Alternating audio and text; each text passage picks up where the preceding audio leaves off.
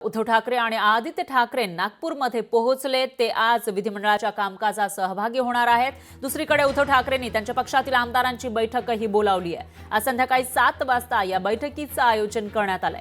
या बैठकीमध्ये उद्धव ठाकरे सर्व आमदारांना मार्गदर्शन करणार आहेत। त्यामुळे आता उद्धव ठाकरे नेमका शिवसेना उद्धव बाळासाहेब ठाकरे पक्षाच्या आमदारांना काय मार्गदर्शन करतात ते बघावं लागेल। कारण या विधानसभेचा निकाल आपण बघितला तर त्याच्यामध्ये शिवसेना उद्धव बाळासाहेब ठाकरे पक्ष असेल किंवा मव यामधील जे तिन्ही महत्त्वाचे पक्ष आहेत त्यांच्या जागा कमी झालेल्या आहेत। त्या पार्श्वभूमीवर मवियाचे आमदार हे 50च्या जवळपास आहेत आणि त्यामुळे ते आता कशा पद्धतीने आपलं अस्तित्व या ठिकाणी दाखवतात तेही बघावं लागेल। तर त्याच संदर्भात काही मार्गदर्शन उद्धव ठाकरे करतात का आजच्या बैठकीमध्ये याकडेही लक्ष असेल।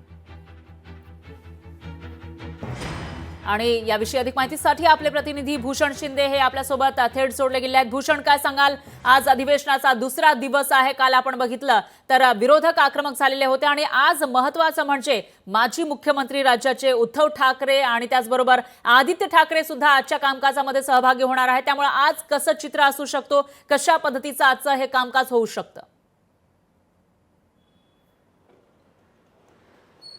नक्कीच फरा, हिवाळी अधिवेशनाचा आज दुसरा दिवस आहे आणि एकंदर हा आजचा दिवस अत्यंत महत्त्वाचा आहे। याचं कारण म्हणजे विरोधी पक्ष आज अनेक दृष्ट्या अनेक अंगाने आक्रमक होणार आहेत। अनेक मुद्द्यांवरती ते आज आक्रमकपणे आपली भूमिका मांडणार आहेत। त्यामुळे आजचा दिवस अत्यंत महत्त्वाचा आहे।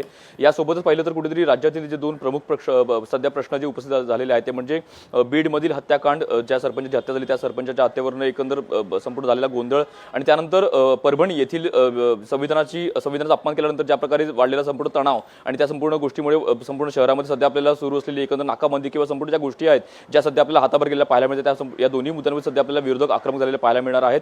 आणि एकंदर आज जर पाहिलं तर कुठेतरी शिवसेना उद्धव बाळासाहेब ठाकरे पक्षाचे पक्षप्रमुख आणि माजी मुख्यमंत्री तथा विधान परिषदेचे सदस्य उद्धव ठाकरे हे आज स्वतः नागपूरमध्ये गेलेले आहेत। त्यांचे चिरंजीव आदित्य ठाकरे जे माजी मंत्री सुद्धा होते ते सुद्धा आज नागपूरमध्ये पोहोचलेले आहेत। त्यामुळे या दोघांच्याही प्रमुख उपस्थितीमध्ये हा आजचा दिवस आहे संपूर्ण अत्यंत महत्त्वाचा आहे। त्यामुळे आज संध्याकाळी उद्धव ठाकरे यांनी एक अत्यंत महत्त्वाची बैठक देखील बोलावली आहे। त्यामुळे उद्धव ठाकरे स्वतः आपल्या विरोधी पक्षातील सर्व आमदारांना किंवा एकंदर शिवसेनेच्या सर्व आमदारांना आज मार्गदर्शन करणार आहेत। एकंदर विधानसभेचे आमदार किंवा विधान परिषदेचे आमदार संपूर्ण आमदारांना आज मार्गदर्शन करणार आहेत। त्यामुळे आजचा दिवस अत्यंत महत्त्वाचा आहे। त्यामुळे उद्धव ठाकरे आज काहीसं सरकारला कोंडीत पकडण्याचा प्रयत्न करणार आहेत किंवा तसा काहीचा प्रयत्न देखील आपल्याला करताना पाहायला मिळणार। त्यामुळे आजचा दिवस अत्यंत महत्त्वाचा आहे।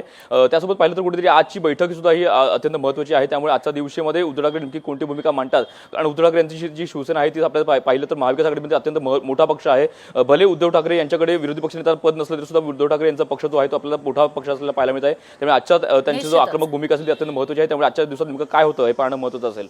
फरा, निश्चितच भूषण, विरोधकांची भूमिका नेमकी काय असेल ते तर बघावंच लागेल। मात्र त्याचबरोबर आज अधिवेशनाचा दुसरा दिवस आहे त्यामुळे आज कोणकोणते मुद्दे अधिवेशनामध्ये मांडले जाऊ शकतात, कशा पद्धतीचं चित्र किंवा कशा पद्धतीचं कामकाज आज दोन्ही सभागृहांमध्ये असेल?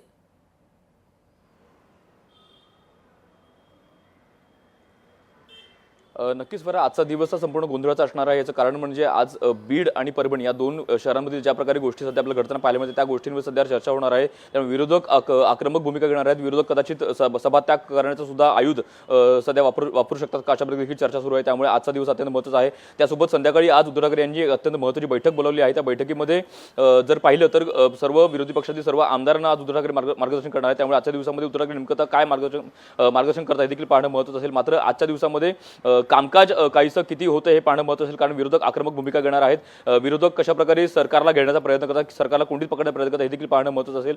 त्यामुळे आजच्या दिवसामध्ये नेमकं किती कामकाज होते हे पाहणं महत्त्वाचं असेल। त्यामुळे आज विरोधक आक्रमक होणार आहेत आणि एकंदर ज्या प्रकारे परभणी आणि बीड या दोन जिल्ह्यांमध्ये ज्या प्रकारे तणाव वाढलेला आहे त्यामुळे या तणावावरनं आज विरोधक आपली भूमिका मांडणार आहेत। आपला विरोध जो आहे तो आपल्याला नमूद करताना पाहायला मिळणार आहे। निश्चितच भूषण, एकूणच असं म्हणता येईल की परभणीमध्ये जो काही मृत्यू झालेला आहे कोठडीमध्ये एका आंदोलकाचा त्याच्यावरून तर वातावरण तापलेलं आहेच, पण त्याचबरोबर आपण बघितलं तर उद्धव ठाकरे आणि आदित्य ठाकरे आज विधिमंडळामध्ये येणार आहेत आणि दुसरीकडे जे नाराज आमदार आहेत सत्ताधाऱ्यांचे, ज्यांना मंत्रीपद मिळालेलं नाहीये, ते आपल्या गावी परतल्याचं कळतंय। त्यामुळे कुठेतरी आज सत्ताधाऱ्यांची ताकद कमी झाली आहे की काय त्याचं आपल्याला या ठिकाणी सगळं चित्र समजू शकेल। आणि त्याचबरोबर विरोधक आता कशा पद्धतीनं या सगळ्या ज्या गोष्टी आहेत त्या मांडतात तेही बघावं लागेल। दरम्यान धन्यवाद तुम्ही दिलेल्या या सविस्तर माहितीसाठी। आजच्या कामकाजाचे प्रत्येक अपडेट आपण घेत राहूयात।